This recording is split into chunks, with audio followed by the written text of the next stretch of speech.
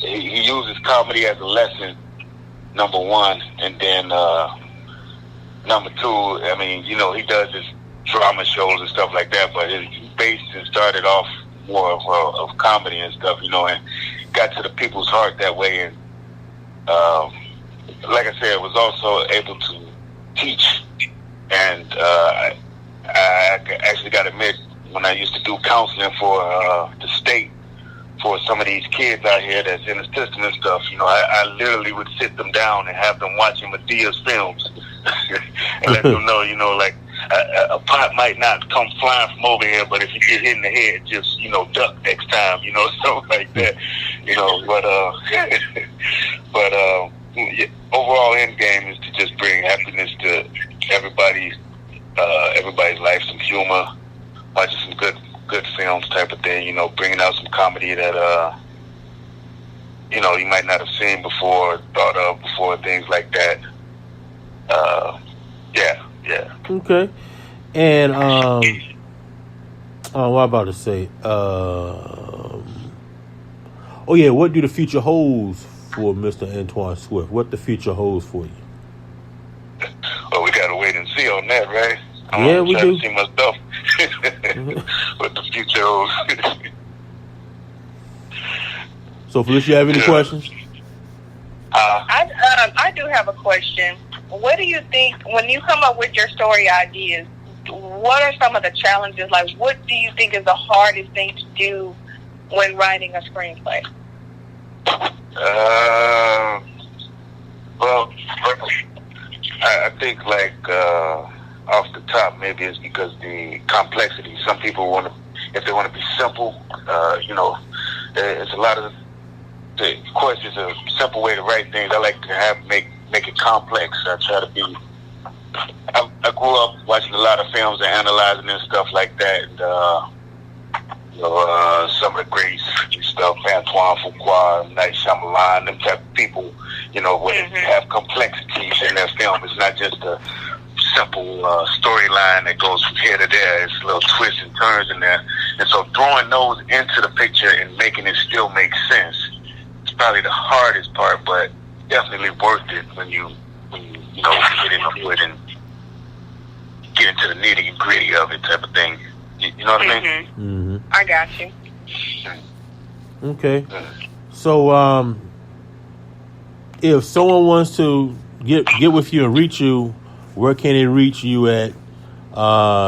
Say if someone wants to, you know, get your services, you know, writing a screenplay, whatever, where can they reach you at?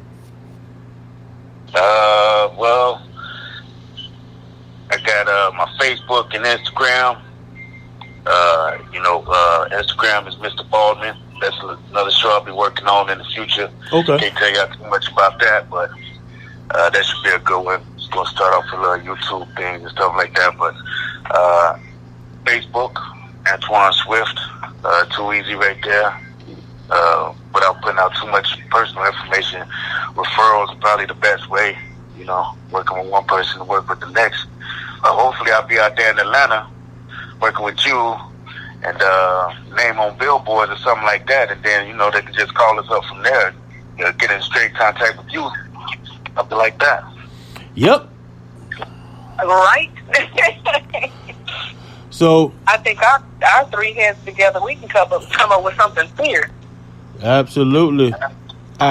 So you do know here on the Real Dude Show, Hollywood edition, we let people get things on their chest, off their chest, so to speak. So if there is anything that you want to get off your chest that you've been burning, the desire to get off your chest, here at the Real Dude Show, Hollywood edition, we let you express how you feel. So let it rip.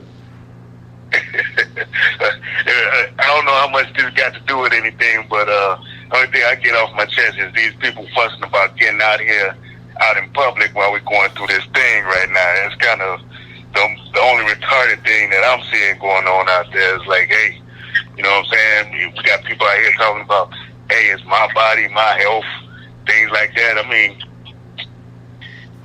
wow. We should have. Sometimes I think growing up in school, we should have had simple things like humanity and psychology maybe in third or fourth grade instead of something as an option in high school or college or something. You know, some things that had kids' minds thinking a little bit better, so that we ain't growing up off of Rick and Morty and going out there trying to imitate things that we see on Grand Theft Auto and stuff. You know, simple things like that. You know, for humanity type of thing. So, if anything that bores me a little bit, it would be just the lack of compassion that people having for each other. We're fighting too much over other things when the most important thing is our health and our lives, and you know, getting on the right page with that. That is so true. That is so true. I mean, people ask me, well, what you gonna do? Man, I'm a nurse. First of all, I know better. Second of all, I'm not that stupid. I won't even go work at the hospitals right now. So if I'm not even gonna do that, I don't care who opened up the city, the state, the world, and anything else. If I have to leave my house in a doggone hazmat suit, then obviously we don't need to be leaving the house. Right, yeah.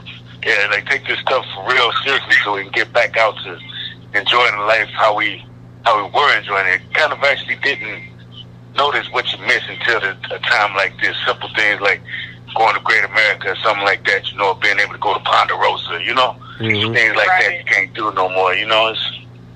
But we can get through it if we all do the right thing, but it's just everybody on another page instead of us all trying to be on the same page together, so.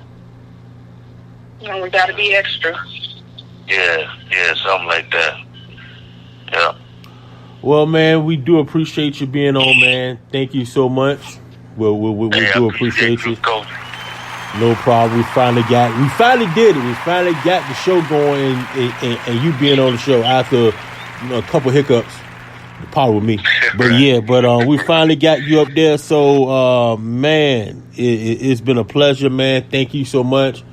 And we're gonna be getting together shortly, and looking for great things to happen in the future, man. So, thank you for joining, man. Good.